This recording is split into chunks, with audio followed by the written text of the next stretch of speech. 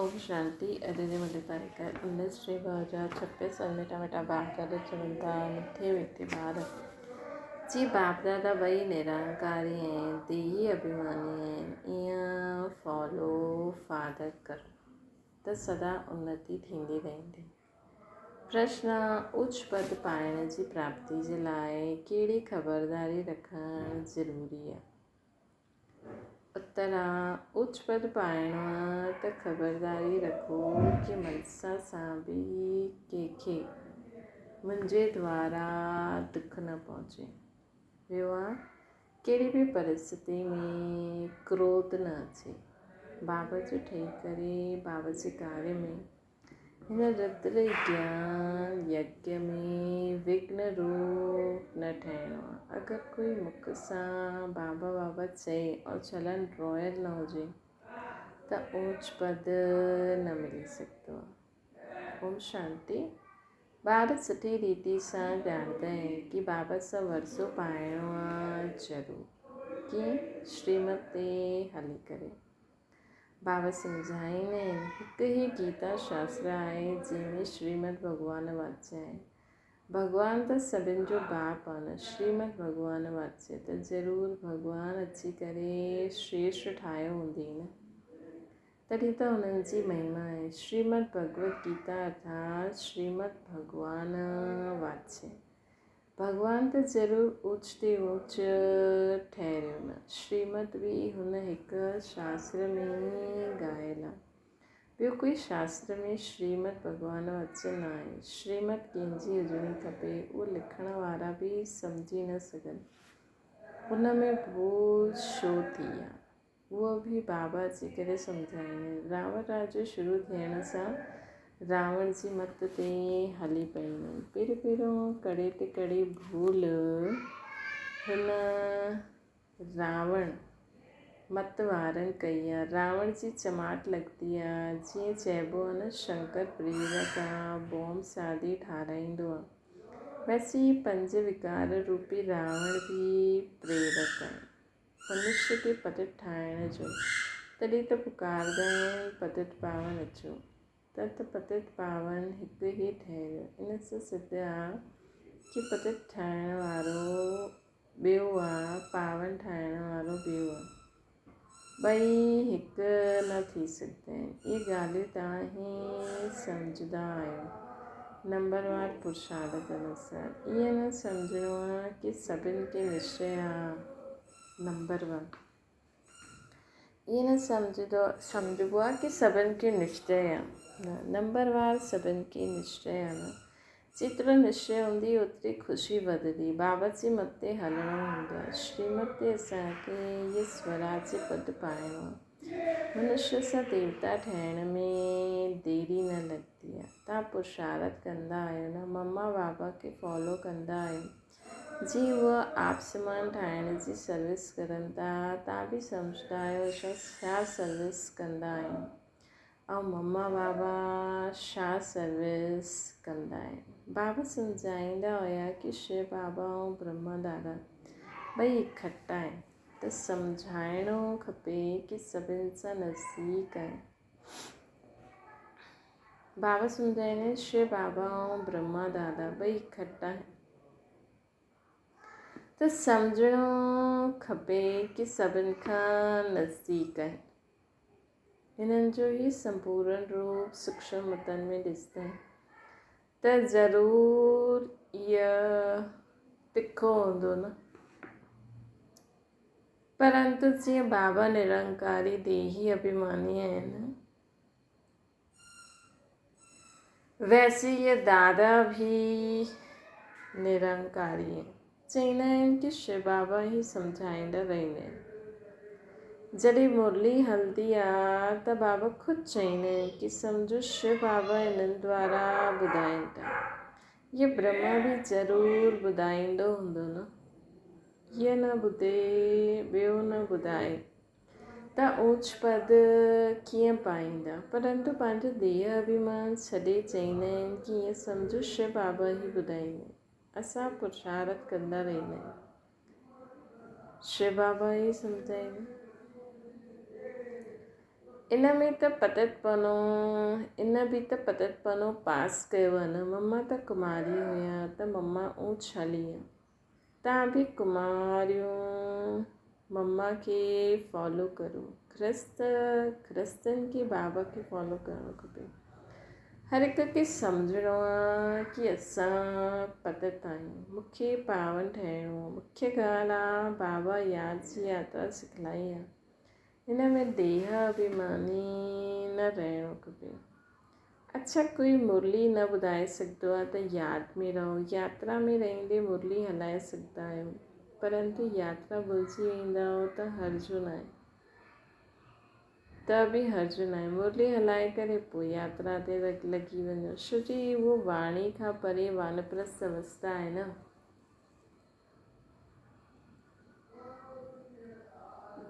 मूल ॻाल्हि आहे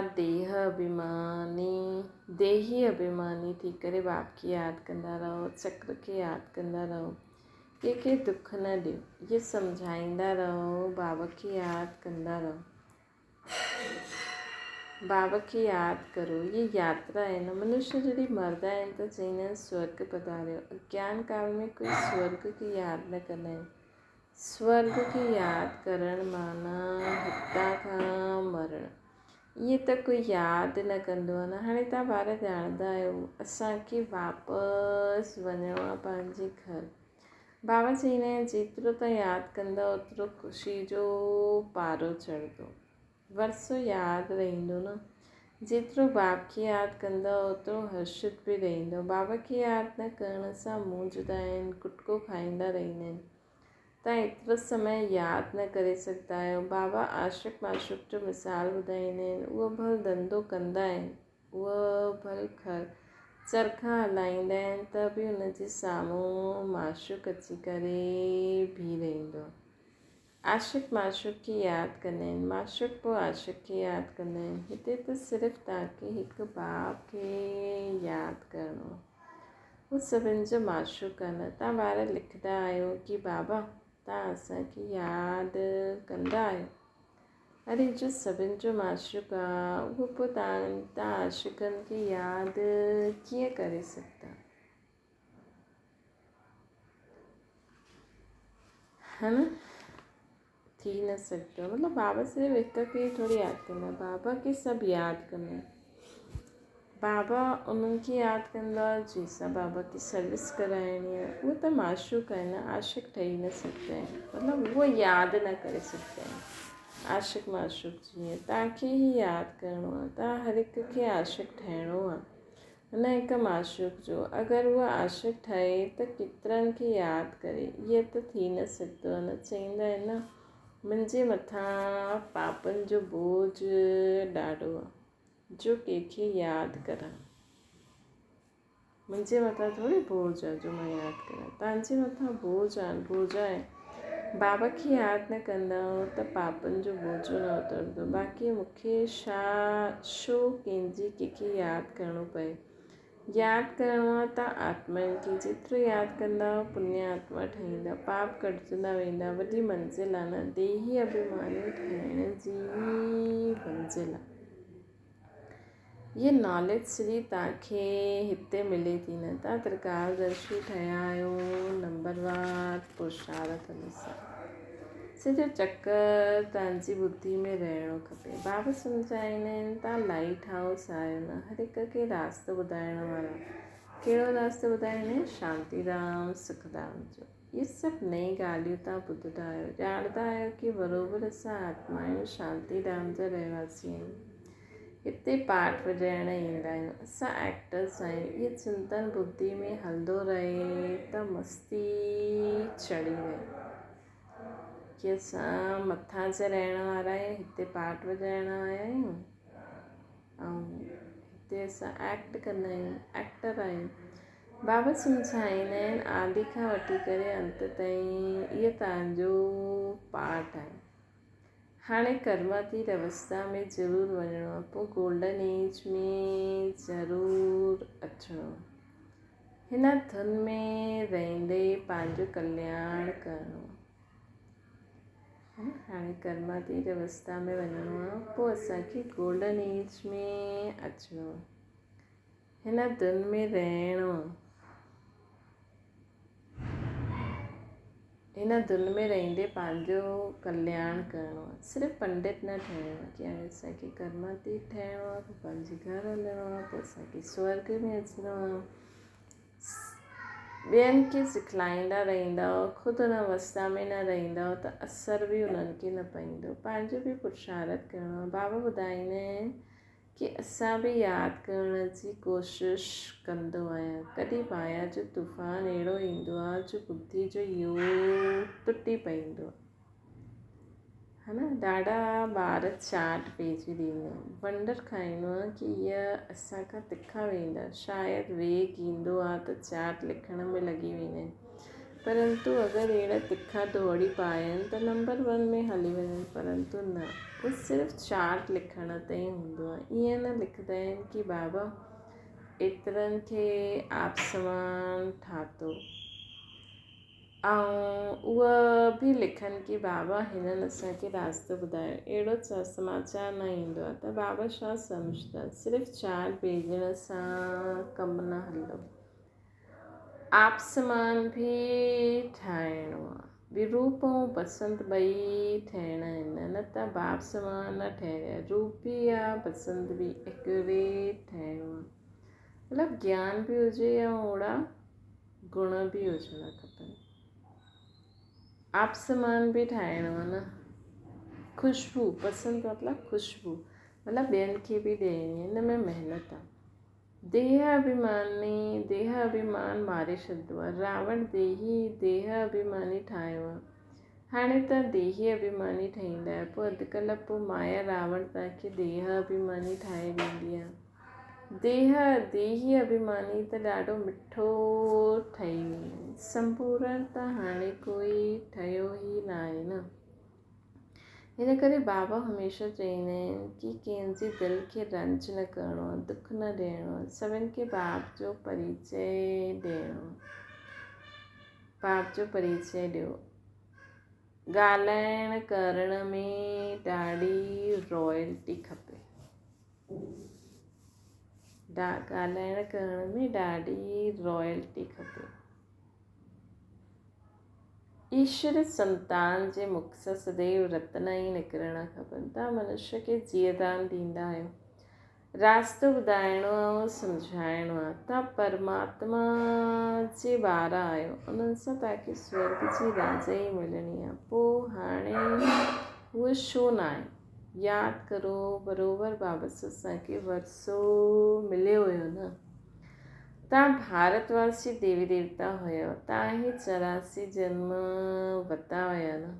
तव्हां सम्झो असां लक्ष्मी नारायण जे कुल जा हुयासीं, पंहिंजे खे घटि छो सम्झंदा आहियो, है न। ओतिरी सोच वञण लाइ बि हिमत खपे कि असां हुननि जे कुल जी आत्मा ई आहियूं, असां हुननि जे परिवार जी आत्मा ई आहियूं। अगरि चवंदा आहिनि बाबा सभु थोरी ठहींदा, त बाबा सम्झी वेंदा आहिनि कि हिन कुल जो न हूंदो, हाणे खां ई थदकण लॻी पवंदो।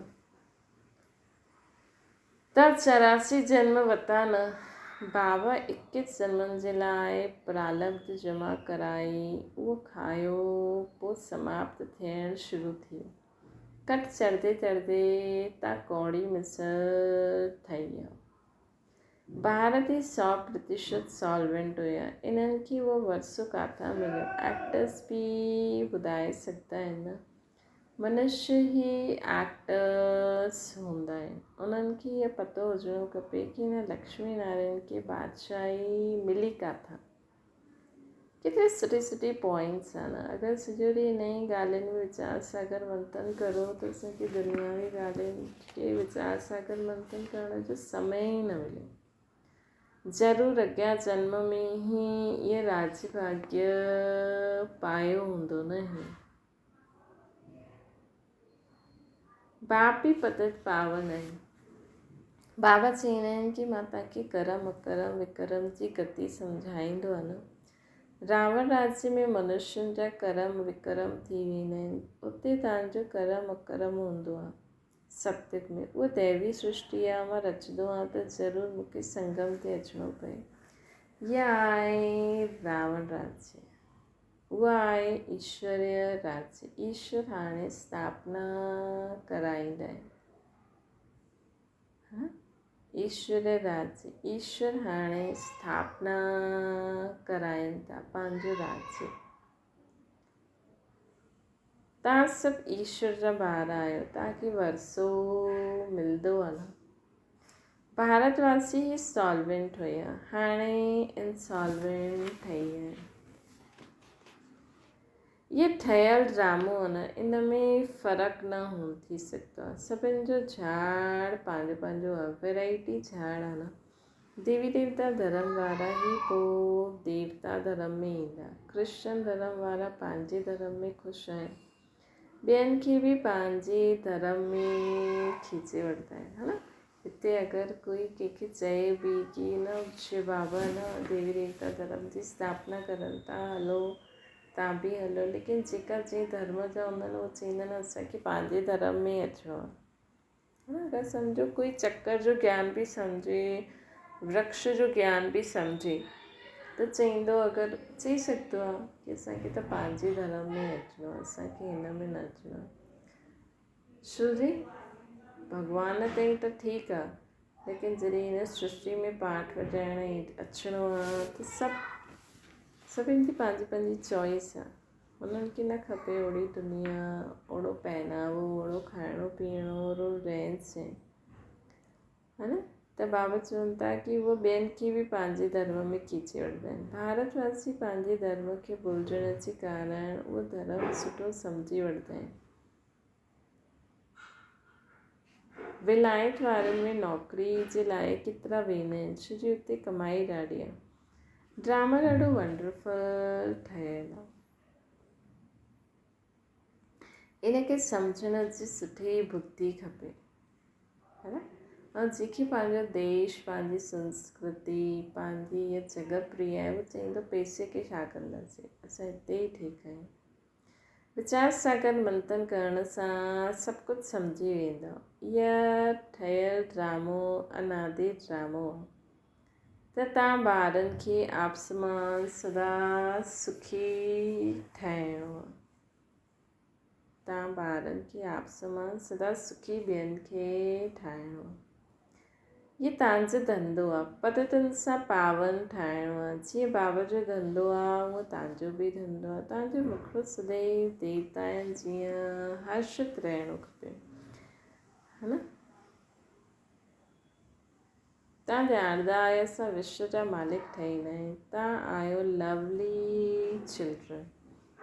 क्रोध ॾाढी वॾी ख़बरदार, क्रोध ते ॾाढी ख़बरदारी रखणी आहे। बाबा आया आहिनि ॿारनि खे सुख जो वरसो ॾियणु, वरसे जो रास्तो सभिनि खे ॿुधाइणो आहे।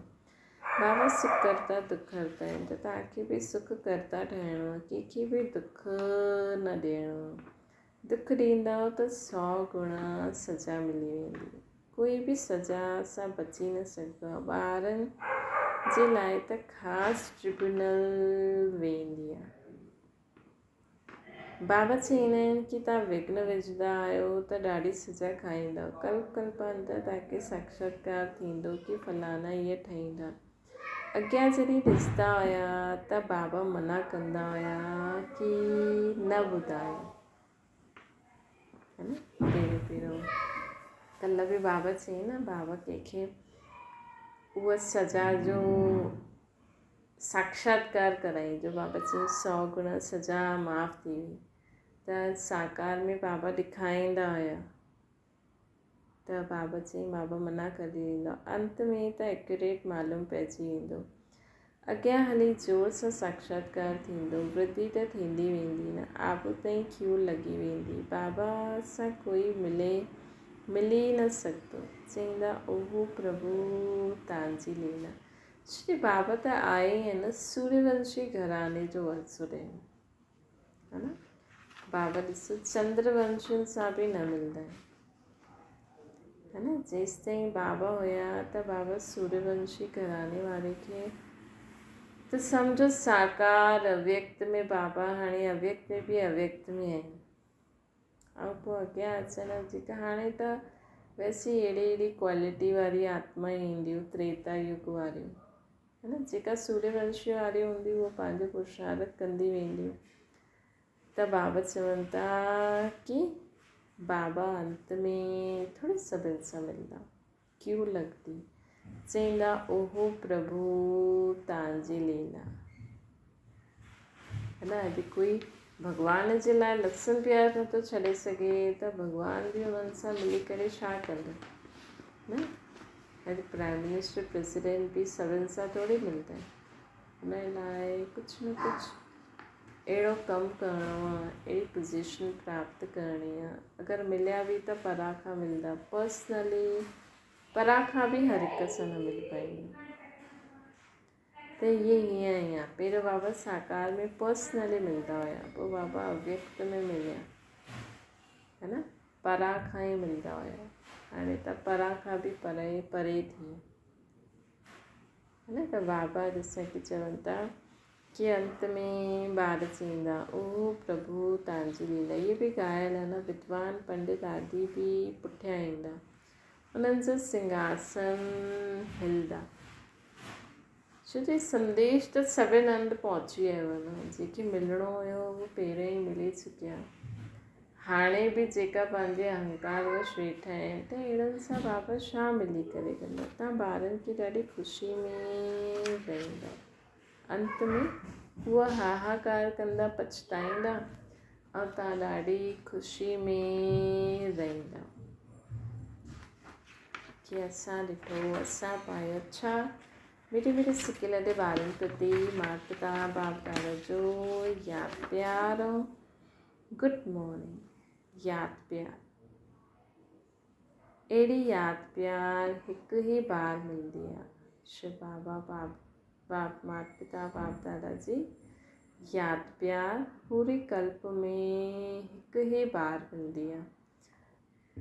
जेतिरो तव्हां यादि कंदव ओतिरो तव्हां प्यार पाईंदव बाबा जो, विक्रम विनाश थींदा वेंदा ऐं धारणा बि थींदी वेंदी। ॿारनि खे ख़ुशी जो पारो चढ़ो रहणो खपे, जो बि आया उन्हनि खे रास्तो ॿुधायो, बेहद जो वरसो बेहद जे बाप सां ई पाइणो, घटि ॻाल्हि आहे छा, ॿुधाए, अहिड़ो पुरुषार्थ करिणो खपे न। अच्छा, मूंखे सिके लॾे ॿारनि प्रति रूहानी बाप दादा जो यादि प्यार ऐं गुड मॉर्निंग, रूहानी बाप जी सभु रूहानी ॿारनि खे नमस्ते, असांजी बि रूहानी माता पिता बाप दादा खे यादि प्यार गुड मॉर्निंग और नमस्ते। धारणा जे लाइ मुख्य सार, ॻाल्हाइण हलण में ॾाढो रॉयल ठहिणो, मुख सां सदैव रतन ई निकिरणा खपनि, आप समान ठाहिण जी सेवा कंदा रहो,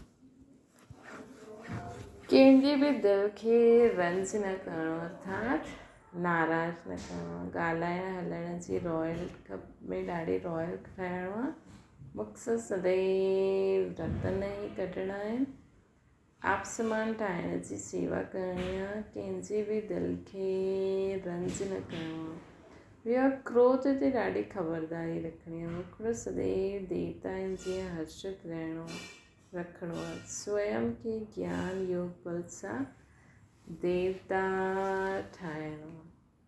वरदान, पावरफुल दर्पण द्वारा सभिनि खे स्वयं जो साक्षात्कार कराइण वारा साक्षात्कार मूर्त ठहो, जीअं दर्पण जे अॻियां जो बि ईंदा आहिनि उनखे स्वयं जो साक्षात्कार थींदो आहे, ईअं अगरि दर्पण पावरफुल न त रियल रूप जे बजाए ॿियो रूप ॾेखारे में ॾींदो, हूंदो पतलो ॾेखारे में ॾींदो मोटो, इन करे तव्हां अहिड़ा पावरफुल दर्पण ठही वञो कि सभिनि खे स्वयं जो साक्षात्कार कराए सघो, अर्थात पंहिंजे साम्हूं तव्हांजे साम्हूं ईंदे ई देह खे भुलिजी करे देही रूप में सिद्ध थी वञो। वास्तविक सर्विस इहा, इन सां ई जय जयकार थींदो, इन सां ई जय जयकार थींदसि। लॻल आहे शिक्षाउनि खे स्वरूप में लाइण वारा ई ज्ञान स्वरूप, प्रेम स्वरूप आत्मा आहे। स्वरूप मतिलबु उहा असांजे चाल चलन व्यवहार में नज़र अचे त ज्ञान स्वरूप ऐं आत्मिक प्रेम स्वरूप ठहणो। अव्यक्त इशारो आहे। बाबा ते त निश्चय आहे, लेकिन पंहिंजे में बि निश्चय बुद्धि थी करे कार्य कंदा रहो त पोइ विजय ई विजय आहे। विजय जे अॻियां समस्या कोई चीज़ न आहे। पोइ उहा समस्या न फील थींदी, लेकिन खेल फील थींदो। खेल ख़ुशी सां कबो आहे न। कोई कार्य सहज थींदो आहे त चइबो आहे न ईअं बाएं हाथ जो खेल था सहज त इहा बि बुद्धि जो खेल थी वेंदो न। खेल में घबराईंदा न, त ख़ुदि जे मथां विश्वास रखो, बाप जे मथां विश्वास रखो, ड्रामा जे मथां, परिवार जे मथां, त विजय निश्चित आहे। अच्छा, ओम शांति। बाबा खे यादि करो।